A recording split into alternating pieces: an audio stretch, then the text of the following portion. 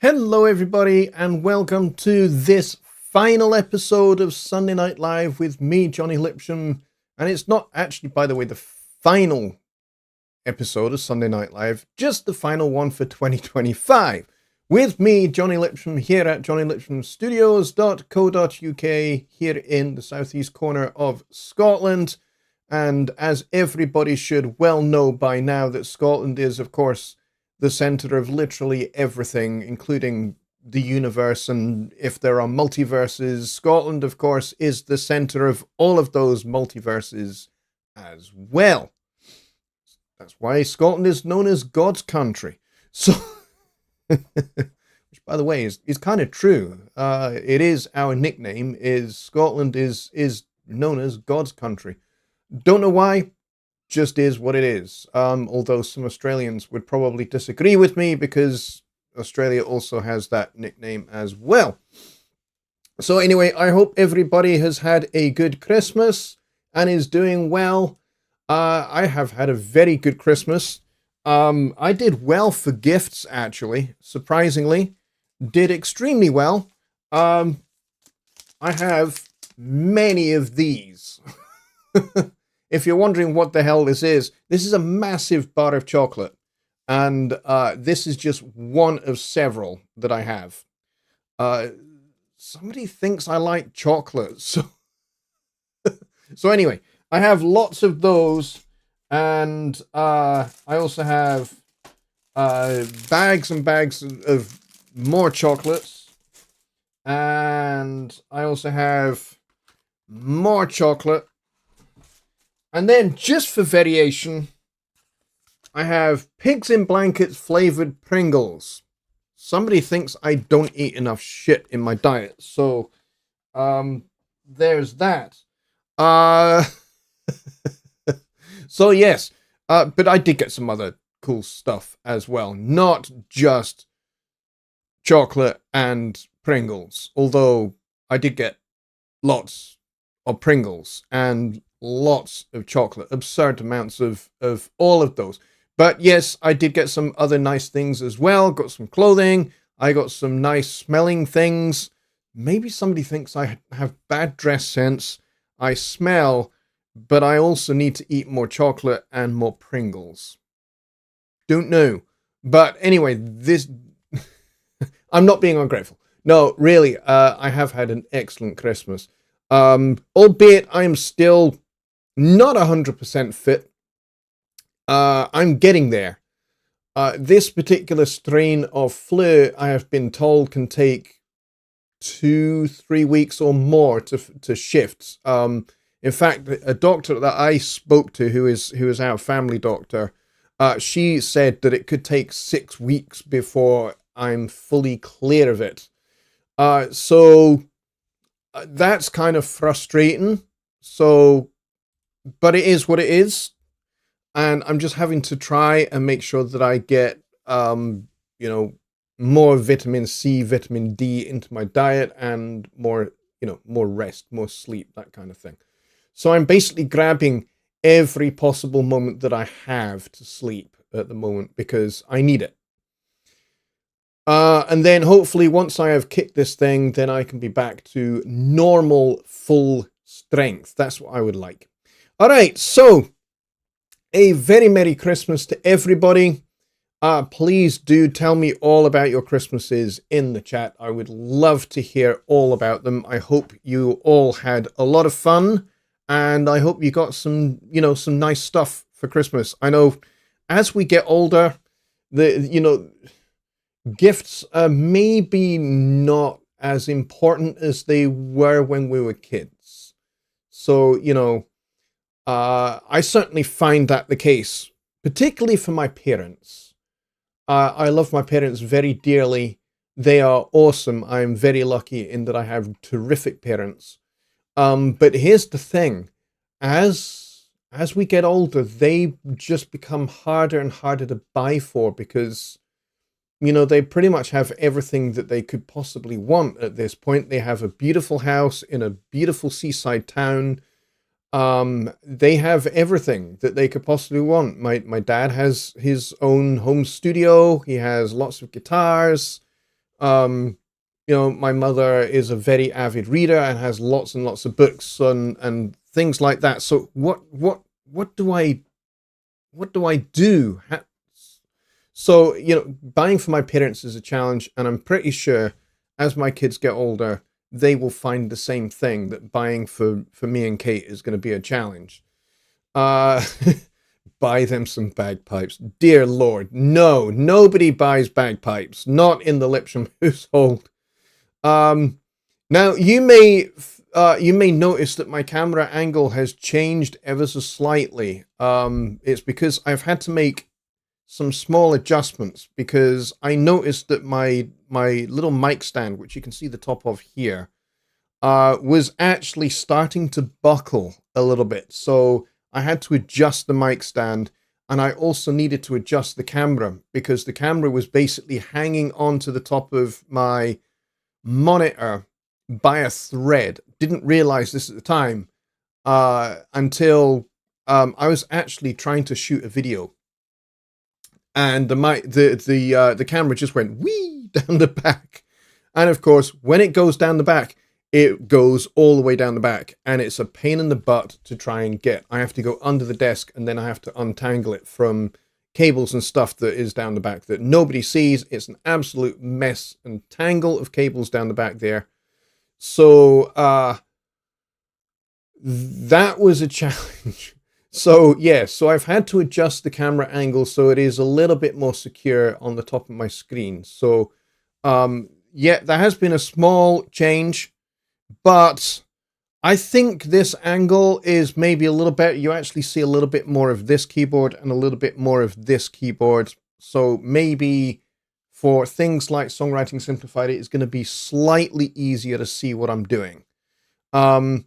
Eventually, I will have another camera that is going to be downwards looking. I just have to get another camera to do that. And I also need to get another mic stand with a clip that will allow my second camera to attach to, and then have it pointing down at the keyboard here, so that we've got two cameras, one that you and I can see each other, and one that you can see the keyboard a little bit better.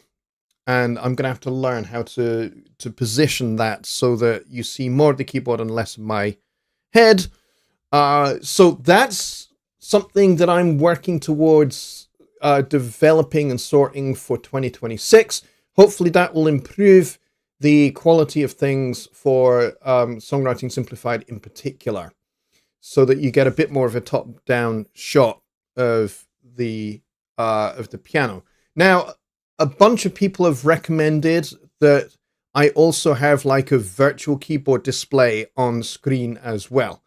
The problem with that is you need MIDI to do that, and this keyboard is not running via MIDI. This is strictly an audio keyboard. It does have MIDI ports on the back of it. However, I only have one set of MIDI ports on my interface, and they are being used by this ancient old Yamaha on the top here. Plus, also, there is a known issue with this particular version of Nord for MIDI data being sent that was never really resolved, so it doesn't 100% work as a MIDI keyboard. Otherwise, I would have lost this guy, and I would just be using this for MIDI and audio as well. But I've never had it set up that way. I did try a few years ago to have it set up that way, and it just didn't work. Latency was absolutely inexcusably poor. So that's why this guy is still out, and I use this for MIDI, and I use this one. So, in fact, is this actually working? Let me just double check that it is. No, it's not, because it's not record enabled. Oh, that's the wrong microphone. Yeah, so, there's no MIDI events on this. There's no MIDI events. That's why it's not working. No MIDI events. No instrument tracks, rather. So, yeah, so this is just set up just for MIDI. This is just set up just for audio. And I may be getting something new in 2026. I'm not sure. Basically, whilst this still works, I don't see any reason to stop using it, to be honest. And, I'd rather just keep using something that works rather than just buying something new for the sake of buying something new. But yeah, we'll see. We'll see what happens with 2026, and if I have some more money kicking around, maybe I will get something new. We'll see. But yes, certainly one of the things I do have in mind is to get a stand, a boom stand, and a top-down mic, top-down camera. So that's something I'm working on. I'm still basically doing some research as to what I need to get and whether my graphics card will handle running 2 cameras. It might not. So we'll see. All right, so let's see who is here. Sean Aaron takes top spot this week. Well done to you, Sean. First in the door. Followed about 22 minutes or so later by the legend that is Billy Morgan. And Christina says today is the day of the last. Well, the last of 2025, not the last Sunday Night Live ever. I don't foresee that I will ever stop doing Sunday Night Live unless maybe I'm dead, in which case Sunday Night Live might be a little bit wooden, might be a little bit boring, and wouldn't make for good watching. So, yes, I intend to just keep going with Sunday Night Live until people stop watching it, basically. So for as long as it is useful to you guys, my audience, and for as long as you guys have questions about recording, mixing, mastering, Studio One, etc., then I'm going to keep running it. So if you guys want me to keep running it, I will keep running it. And the same with Songwriting Simplified. I don't see any reason for that show to ever stop. So I am considering, I've not actually discussed this with the person in question, but I am considering having a co-host again for Songwriting Simplified. When we first started that used to be on Jonny Gibe's YouTube channel back in the day, and then he got busy on Wednesday nights and couldn't do it anymore. So I took it over full time. But I am strongly considering having a regular co-host again. I just need to talk to the particular person who I am considering having as a co-host and to see whether they are A, available to do it, and B, whether they want to do it. But we'll see. That's another thing that we may have coming to this channel in 2026. So very exciting. Tony Stringer is here. Golden Nighthawk. I'm not sure who Golden Nighthawk is, but hello to you. Peter Bata is here. He says, happy holidays one and all from a balmy Montreal, Canada, where it feels like minus 15 degrees Celsius. Good grief, that is chilly. It's going to get pretty cold here in the new year as well. I've just looked at the this evening's forecast models, being a bit of a meteorologist kind of nerd. I've just looked at the charts that were just released this evening, and all the models pretty much are in agreement that we are going to get some very, very, very cold weather as we go into the new year, and we could even get some snow. So that's going to be pretty cool if that actually does happen. Still, we are still a few days out, so there is still time for things to change. But so far, it's looking like that's what's going to happen. Yeah, Kyle is here, and Eric Peterson is here. Dave is also here, and we got Keith here as well. Don Oliver is also here, and Dwayne is here. Let's see who else is here. Repairman is also here. So hello to you, my friend. Good to see you.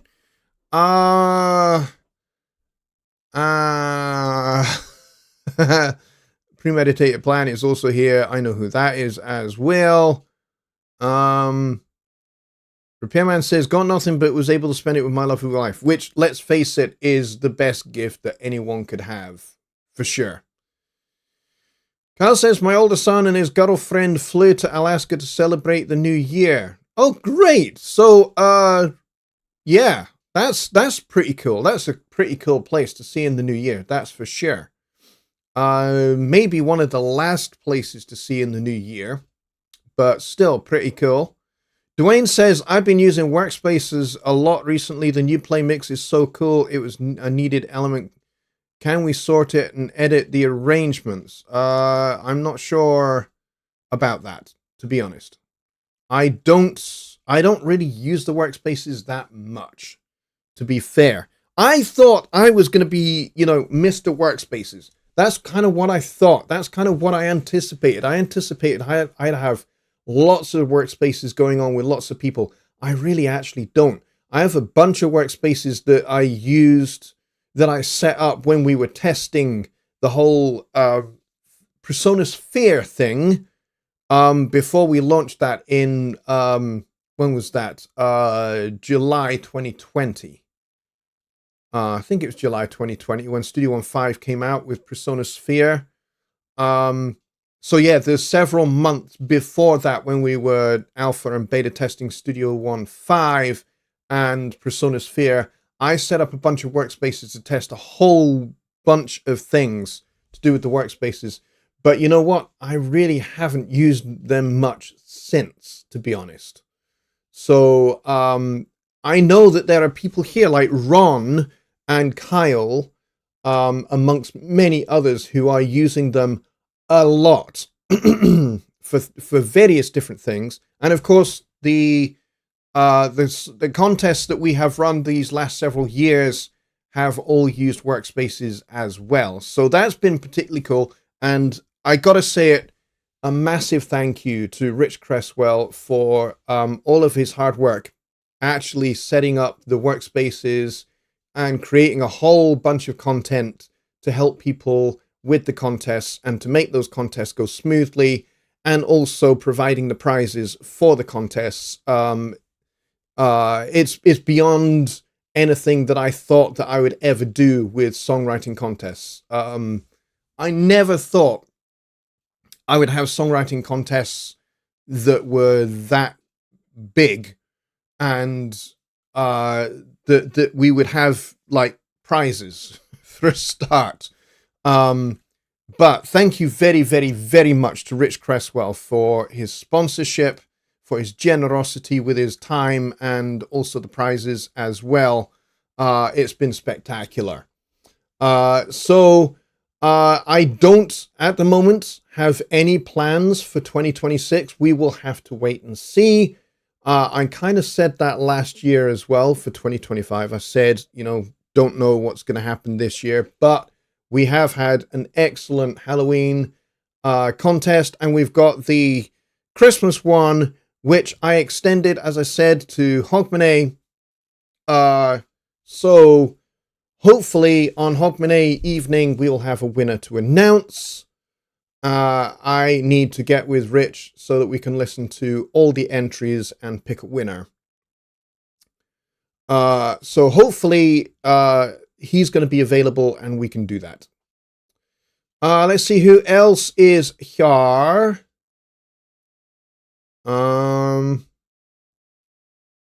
Let's see. Ron the Keyman is here. And Kyle is asking what time you start the Hogmanay show on New Year's Eve. Okay, the Hogmanay show starts at 7 p.m. Central Time, so that is 1 hour later than usual.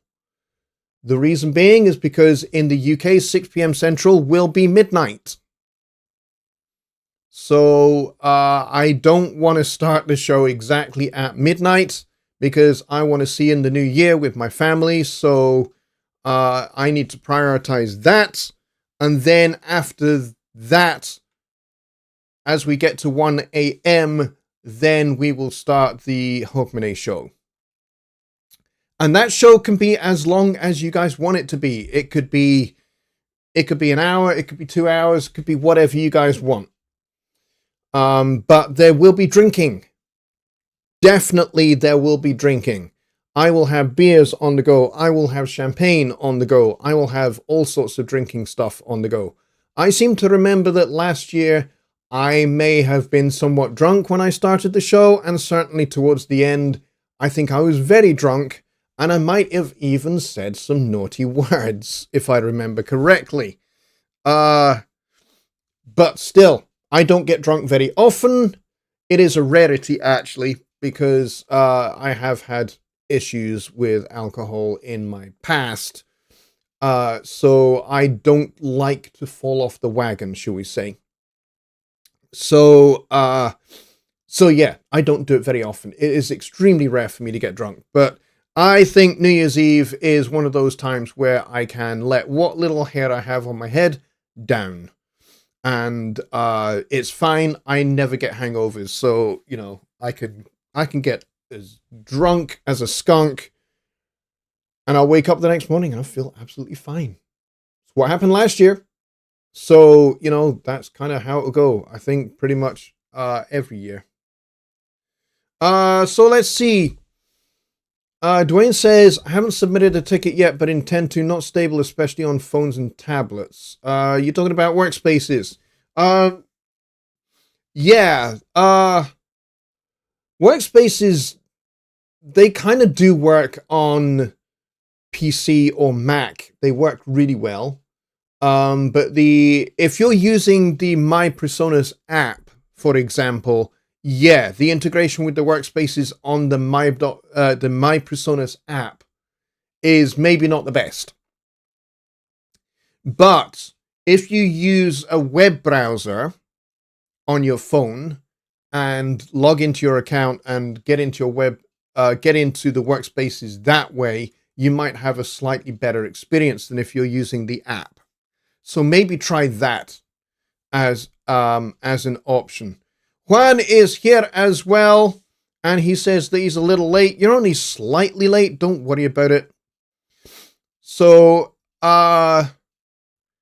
if you have questions much like the ones that Dwayne and Kyle have put in the chat here, please do get them in the chat. And like I said, I'd like to hear about your Christmases and what you've got up to. Always good to hear about all of those kind of things. Repairman says, question to everyone. I'm looking for a platform. I think he means platform, but that might be autocorrect that's changed it to platform. Platform to have people listen to my mixes. Which one is everyone using? There are a good number of places you can do that. Personally, for me, I put my completed works up on SoundCloud. I have also used Bandcamp. You may find, if you look for me on Bandcamp, you may find that you will find some pretty old records of mine on Bandcamp. I don't really use Bandcamp anymore, particularly. Mostly because I don't really have the intention to sell my work anymore. I would much rather just, let people listen to it for free, to be honest. Yes, I could sell it. I much prefer the idea of people just, I put my music out there and people can just listen to it. And if they like it, great. If they don't, it's all right. But if somebody does want to actually buy my stuff, then they can just email me. They can just go to my website and hit the contact form and email me, and we can definitely come to an arrangement whereby we can exchange money for some zip files that contain my music. So if you want to do that, you can do that. But otherwise, no, I don't really sell my stuff anymore. But, you know, if you can find me on Bandcamp, you will find my my old stuff there. And if you like it, feel free to buy it. Pretty much they are all set at £1 or $1, but you can pay more if you want to. So if you really like my stuff and it really appeals to you, you can pay whatever you want for it. You don't have to pay the £1. Paying the £1 is just fine, but if you want to pay more, you can pay more. Let's see. Juan says his music is on Bandcamp. Kyle says, I use Dropbox to hold my mixes and then post a link there as required. Yeah, that's another good thing to do.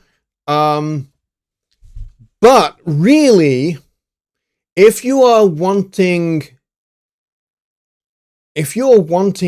to basically build a portfolio of your mixes, the best thing you can do is build a website.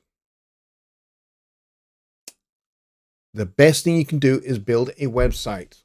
I have a very, very bare bones basic website, but I've had different websites in the past. Previous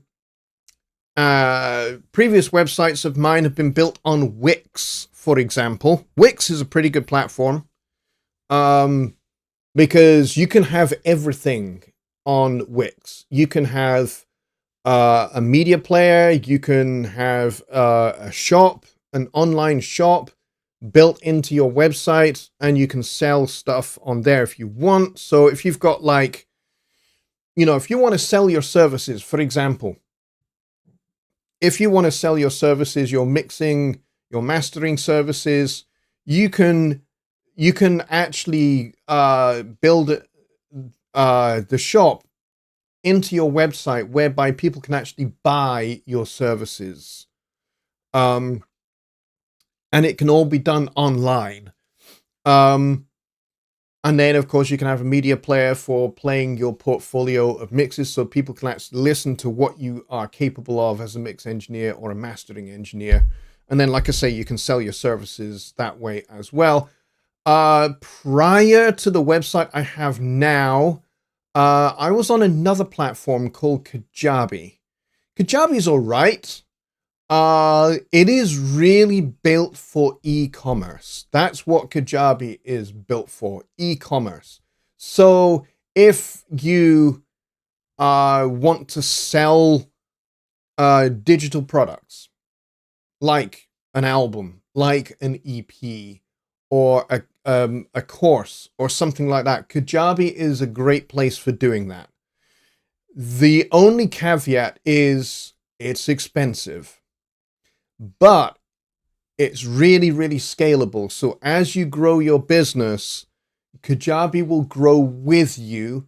And as you make more money, the fees for Kajabi will actually they will not change. They'll still be the same, but they will be a smaller proportion of your income. The more you build your business and the more income you get from your business through the Kajabi platform. And you can automate emails, you can automate sales funnels, you can do all of that stuff in Kajabi. I had it for about a year, mostly because a very generous benefactor paid for me to have that for a year. Unfortunately, didn't really take off. People didn't want to buy my courses. So I got rid of Kajabi.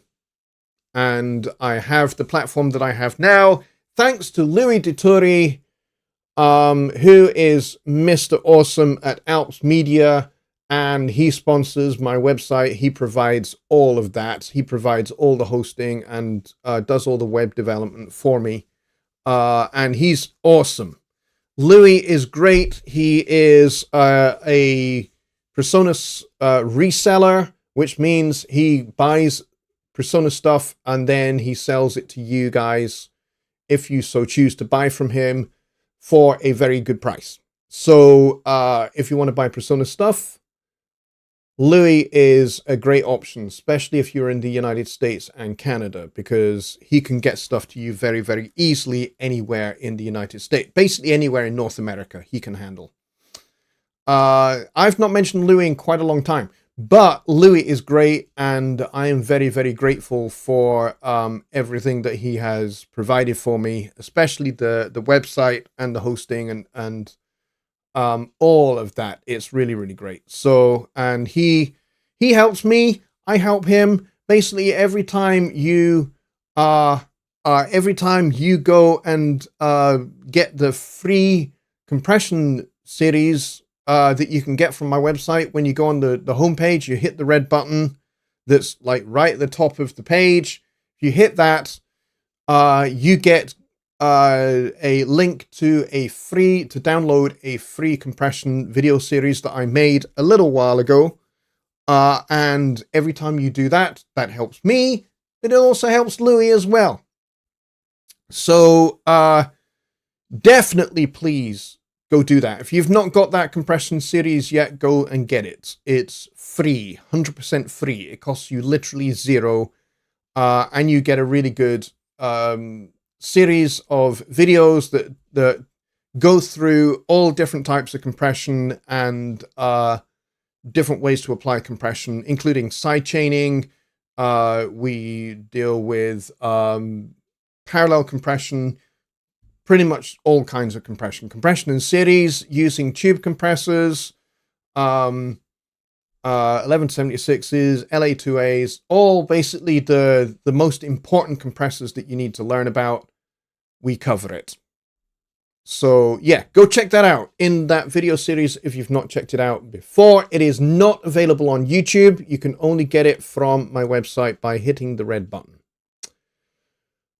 Dwayne said, thank you for the heads up on using workspaces on the phone. Using the browser is brilliant. Yeah, you might find that actually using a web browser like Edge or Chrome or something like that and logging into your my.presonus.com account and accessing the workspace that way might actually provide you with a better overall experience on a mobile device like a phone or an iPad or something like that. Dave says I use GoDaddy for a bit. Yeah, GoDaddy is another really good platform. My friend Dave Vignola, who runs homerecordingmadeeasy.com, go check his stuff out. He has a whole slew of courses on recording, mixing, mastering, and the whole process, including a whole bunch of courses on using analog gear as well. So if you've got analog gear, if you have like a mixing console and a bunch of outboard gear, and you learn how to mix in a hybrid way, mixing through those and back into Studio One, Dave has video series that will teach you all of that stuff. And they are all extremely reasonably priced. But Dave Vignola used to use GoDaddy. I don't know what he uses now, but it's definitely not GoDaddy. I'm not sure what he uses. But it really, really works for him. Or certainly did in the past work for him. I don't know what he uses now. He might be a Kajabi guy. I'm not sure.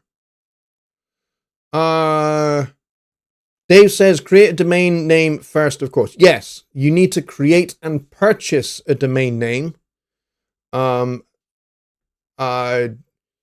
Lipsham Studios was an easy domain name to get hold of. Didn't cost me very much because it's quite unique.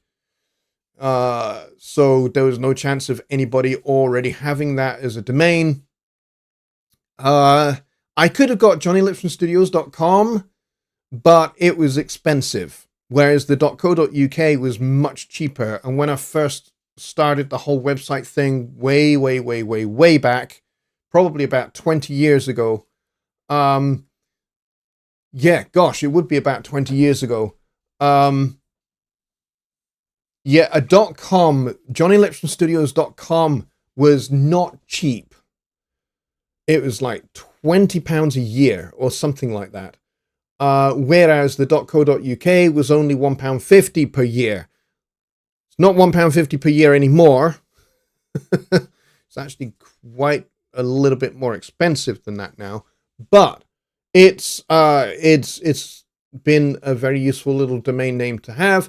And actually, they recently offered me to have JonnyLipshamStudios.com for free as well. But I haven't got that yet.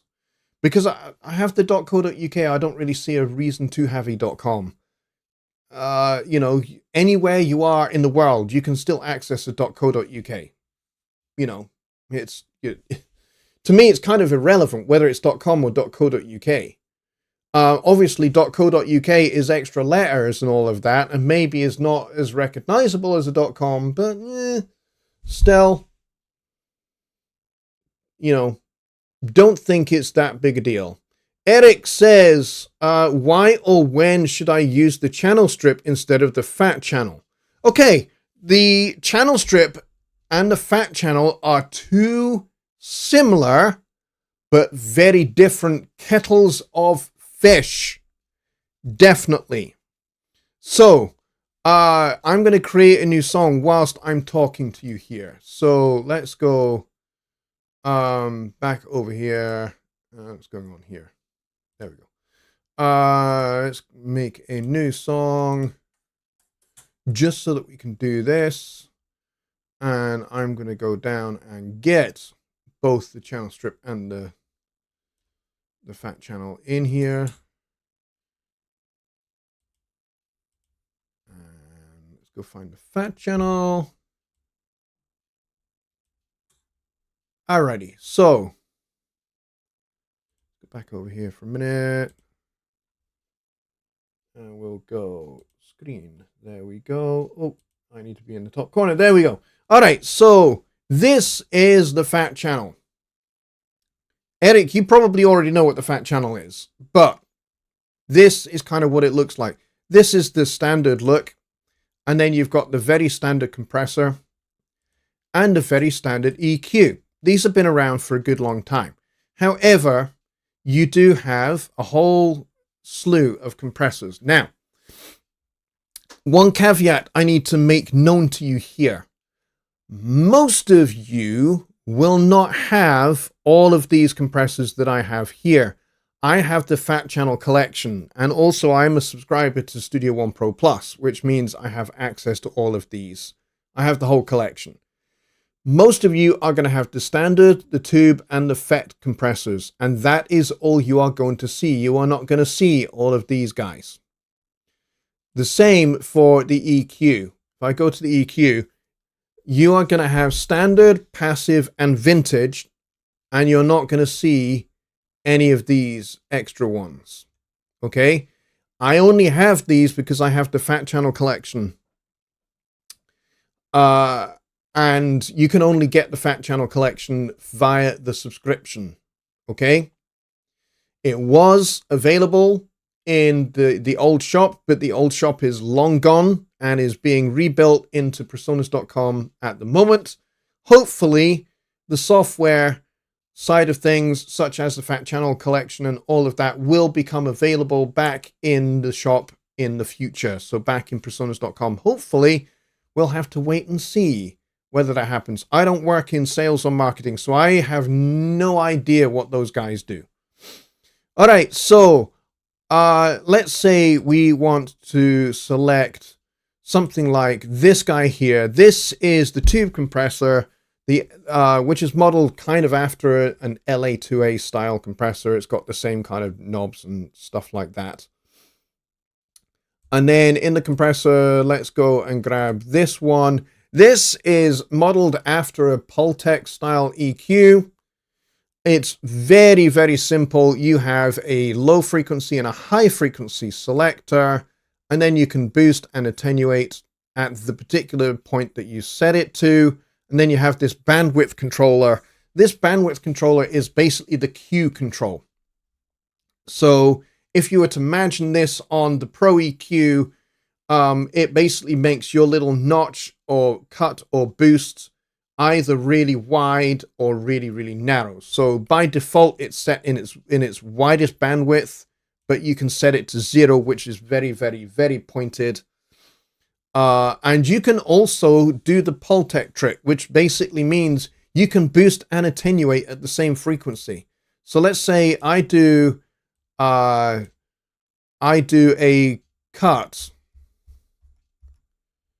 let's say, or a little boost here, and then I do a bigger cut at the same frequency, and we have it set to quite as wide a bandwidth as we want.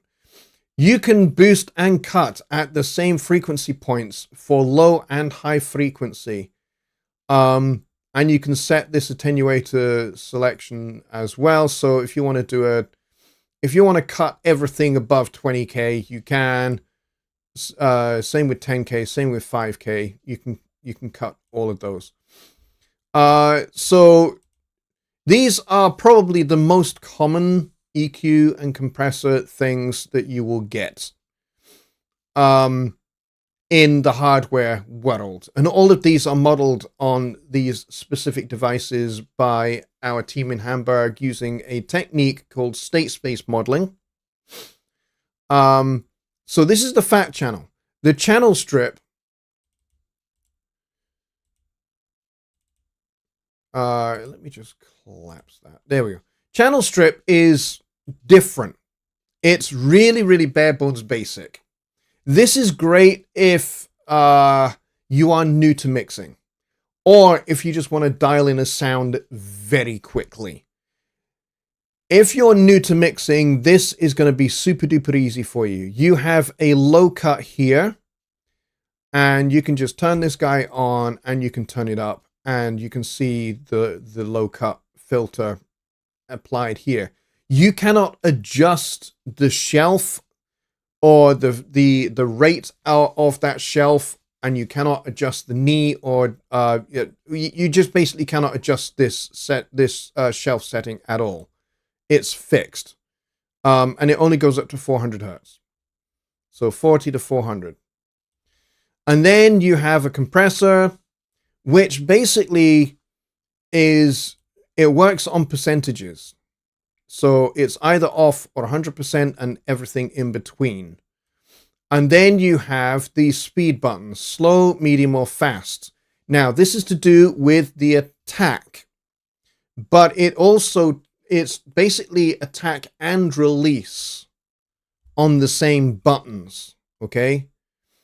But primarily it is the speed of which the compressor attacks. Mostly, okay? So if you want something like a snare drum to cut through and be quite punchy, then you want a slow or a medium setting here. But if you want something set further back in the mix, you can use a faster attack to basically take more of the transient away, and that can set things further back in the mix. Whereas if you want things more forward, like a vocal, slower attack might work better for you. And it's one knob. And then you have this expander. Expander basically is like a gate, but it's just a lot smoother. And a 3-band EQ, and then makeup gain. And you can just set this in auto mode if you want, which means it's not adjustable, and it will balance the output gain with the input gain for you, so you don't need to. It's very, very cool. It's very, very simple. There's a bunch of presets here for a variety of different things. Some different instruments here, and some drums settings. Or you can set it up yourself, and then you've got your sidechain inputs as well. So if you want to do some sidechain compression or some sidechain EQ, you can. So this is pretty powerful. But like I said, it is very, very bare bones basic and simple. You only get 3-band EQ, and you cannot adjust the cues. They are fixed. So for example, let's take this mid-range boost here. Let's move that up to somewhere near the center. As you can see, the Q is actually pretty wide.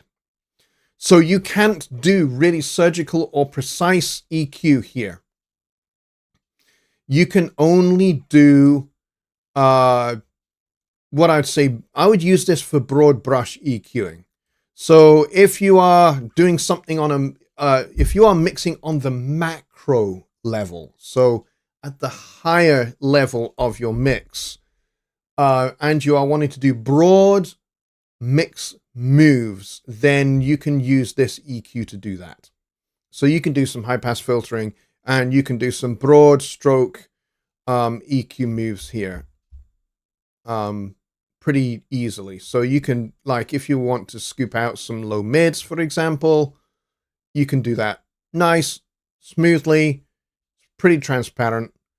And it's not a patch on this guy, which does a lot more, especially if you have the whole fat channel collection.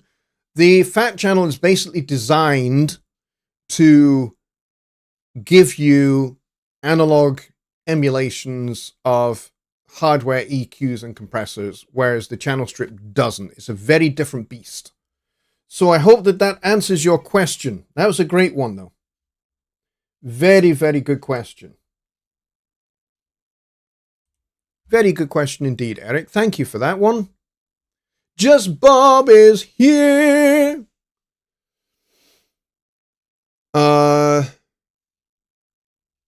And Eric says, yes, he knows the fat channel. Yeah, fat channel is very good, but, you know, maybe there are people here who aren't familiar with it. Most of you should be, but for people who are watching on the replay, not watching live with us, I had to go through that basically just to give people an overview of the two different things. Repairman says they're both very good, but the fat channel is more of an analog emulation. That's correct. Let's see. Juan says, I suggest a combination for vocals of 1176 and LA2A in Cascade. Yes, I do that all the time. That's exactly what I do. I go into an 1176 and then into an LA2A and out.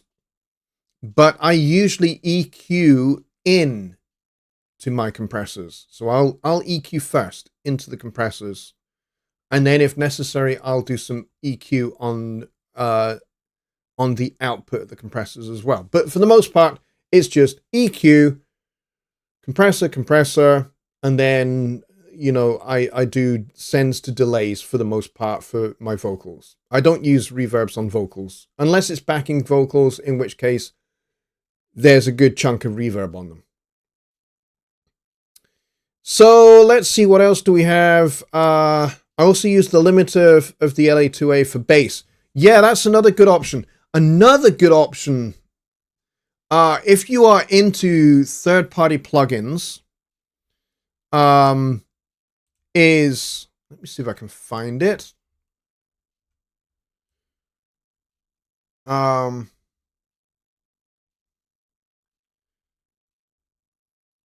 Wait a second.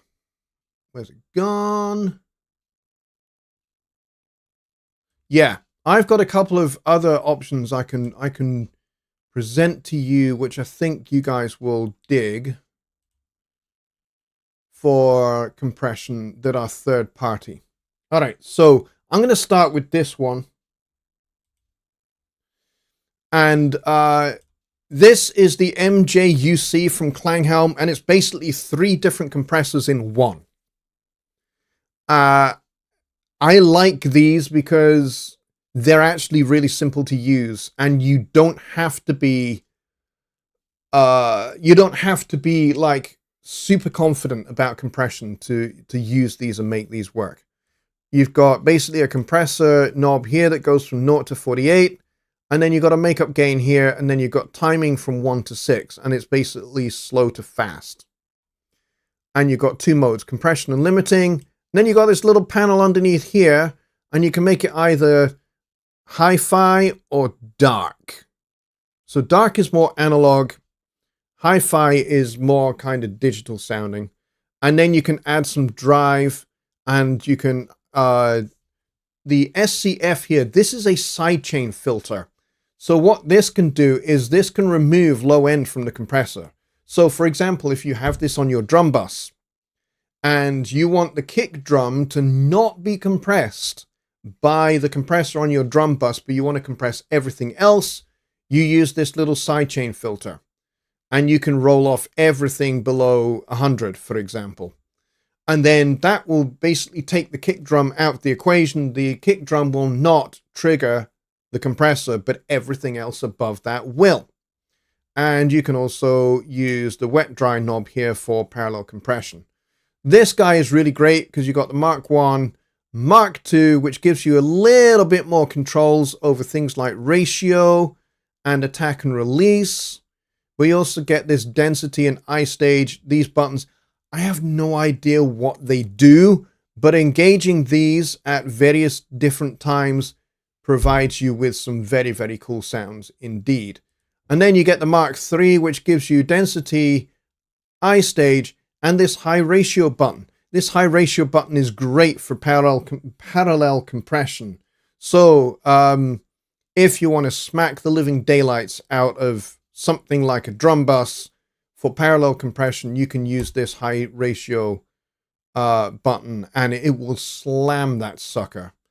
It also has this punch option here, which again, I don't know exactly what it is doing, but it definitely does make things more punchy. If you crank this guy up, it makes it more punchy. Again, you still have this little control panel at the bottom as well.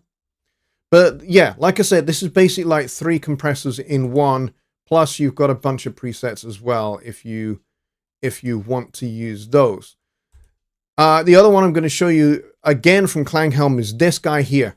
This is probably the easiest compressor you will ever get to use. It's another analog style compressor, and it's just input and output. You balance input against output. You watch this little gain reduction meter, and you can enhance the low end with this deep one. Relaxed, I think, is just basically a slower attack. And then you've got dual mono, and then you've got negative. So if you want to do some negative compression, you can do. You can also set this to output or gain reduction. So if you'd rather see the output value, you can do that. I always have it set to gain reduction because it's just easier. But this guy sounds absolutely freaking awesome. There are no presets for it because it's basically just 2 knobs. I mean, you don't need presets, I don't think. But it's another really, really great option. If you want to do saturation, there's the SDRR2 tube saturator, again by Klanghelm. Klanghelm is great. I love Klanghelm. Their products are freaking awesome. It is a one-man operation. This guy called Tony, and he's based in Munich, I believe, in Germany. He's a great guy. I've spoken to him a few times. I've emailed back and forth a few times with him as well. And his products are great, so I highly recommend them. And furthermore, they are extremely reasonably priced. Basically, he builds plugins that he likes to use in his own mixes, and then he sells them for cheap.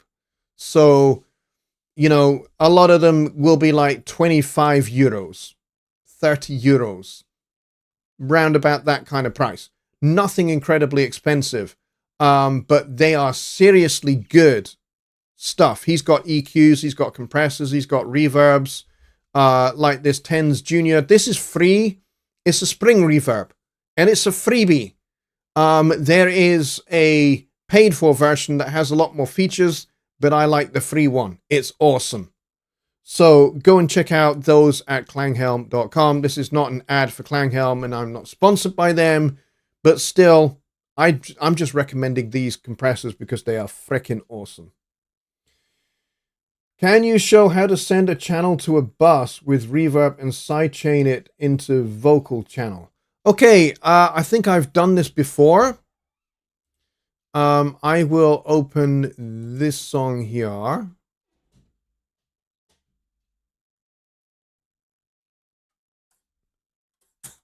And this is my my song Dig Myself a Hole from about 5 or 6 years ago.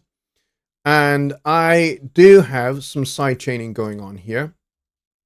So I have, the way I have this set up is I have a delay for my lead vocals. So I'm going to solo up the lead vocals. And you will see what I have here is I have a side chain to a compressor, which is on this delay for the reverb. And you can see there's an EQ after the reverb to scoop out low end from the reverb, from the delay rather. And this is what I have for the delay. I'm using the analog delay, and it's essentially a mono delay fundamentally.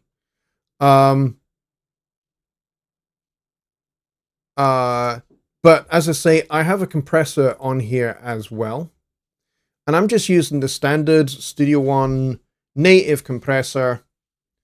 And I'm hitting it pretty hard, as you'll see in just a second. I just moved this slightly to one side. And let's play this.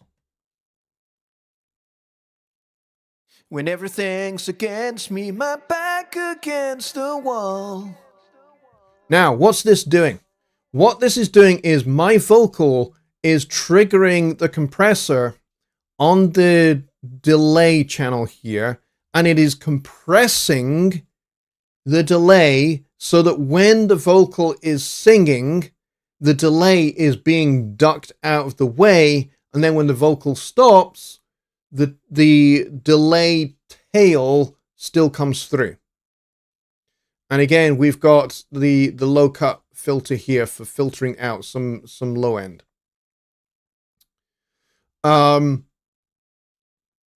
Through this external sidechain filter here. So let me just play that bit again from that first line of the song. When everything's against me, my back against the wall.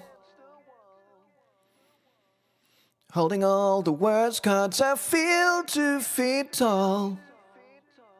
And then, so what this is doing is this is allowing the delay to still do its thing, but not get in the way of the vocal. If I turn the compressor off, you'll hear the difference. When everything's against me, my back against the wall. Holding all the words, cards I feel 2 feet tall. So you can hear what's happening there. What's happening there is as the first line is being sung, the repeats of the delay are starting to get cluttered up with the main vocal. So the repeats are starting to get in the way of the actual vocal itself. And this is why I have the compressor here. So what the compressor is doing is pushing that delay down until the vocal stops singing, and then the repeats of the delay can do their thing. So let's just play that again without the compressor. And then in the second line, we'll kick it in. When everything's against me, my back against the wall. Holding all the words, cards I feel 2 feet tall. I'll stand and shout, no holding back. Do or die, gonna dig myself a hole. Oh, do or die, gonna dig myself a hole. All right, so it basically pushes the delay out of the way when the vocal is singing, so the vocal has lots of clarity, and then the delay does its thing after the performance so that you get the tail of the delay and you get the full effect of the delay. So let's put that in the track and you'll hear the difference. When everything's against me, my back against the wall. Holding all the words, cards I feel 2 feet tall. I'll stand and shout, no holding back.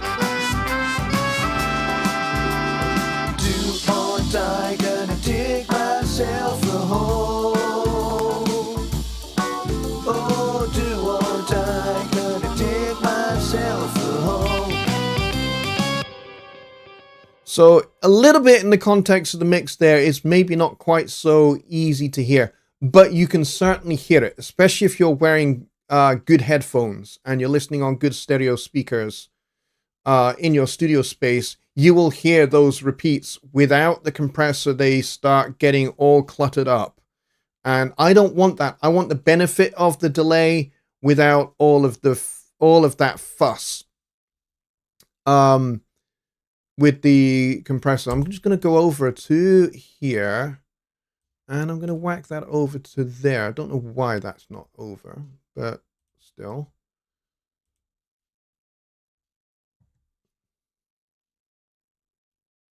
When everything's against me, my back against the wall, holding all the words, cards I feel 2 feet tall, I'll stand and shout, no holding back.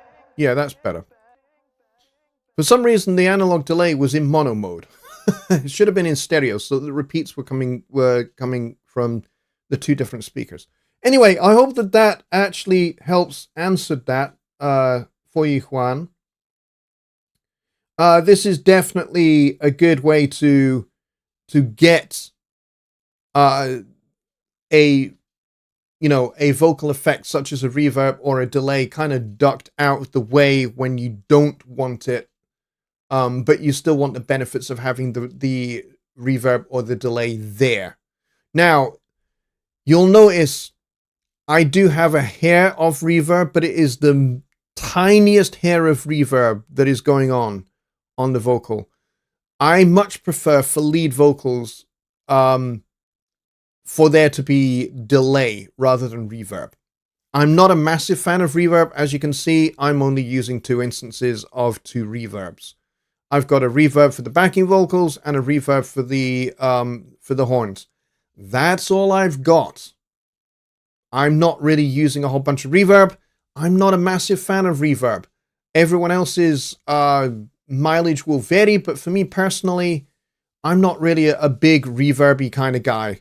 I know lots of other people are, and again, it's going to be genre dependent. If I was doing a big, 1950s style blues ballad, there would be a lot more reverb and maybe some less delay, but certainly there would be more reverb if I was doing something like that than something like this, which is basically a 12-bar blues.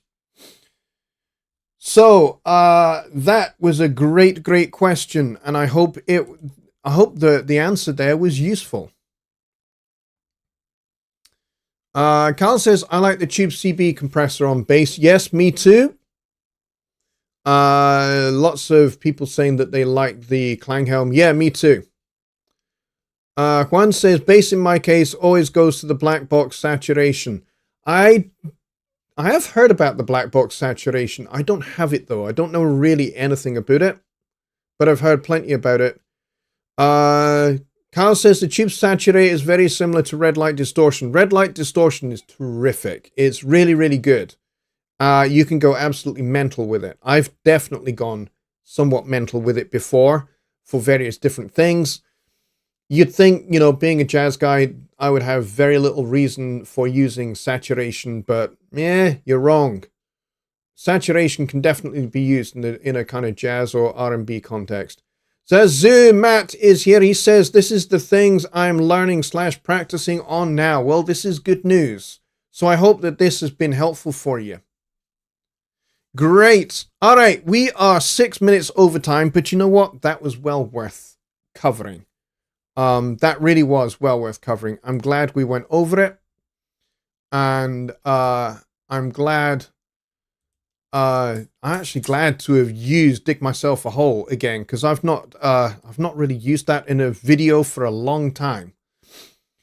But anyway, that's going to do it. So just to remind everybody, so that you are right on top of things here on this channel. The next show coming will be on New Year's Eve for the Hogmanay show. Hogmanay is what we call New Year's Eve here in Scotland. It's a Scots word, and Scots is my native language before English.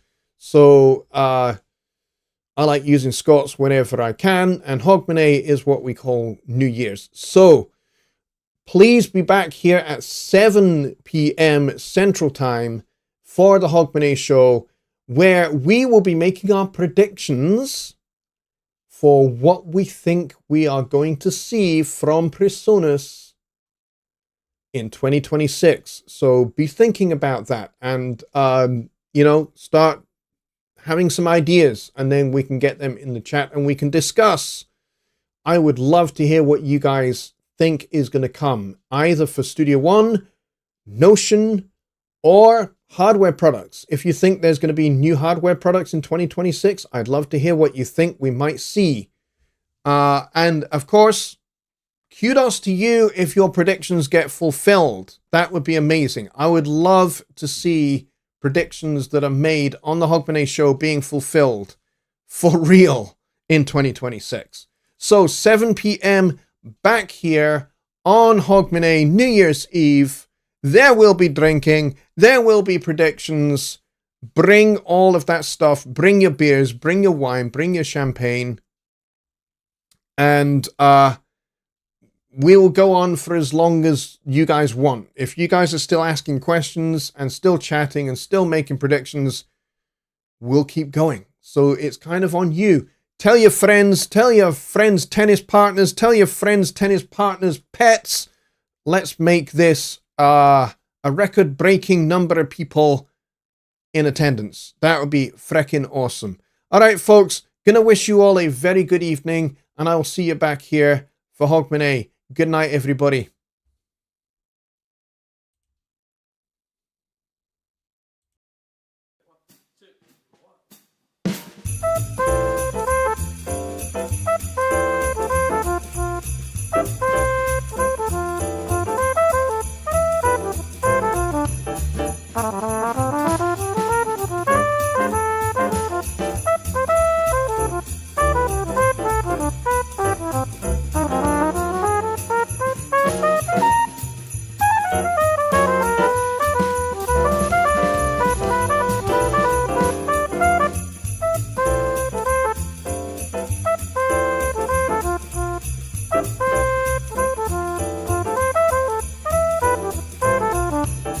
Bye.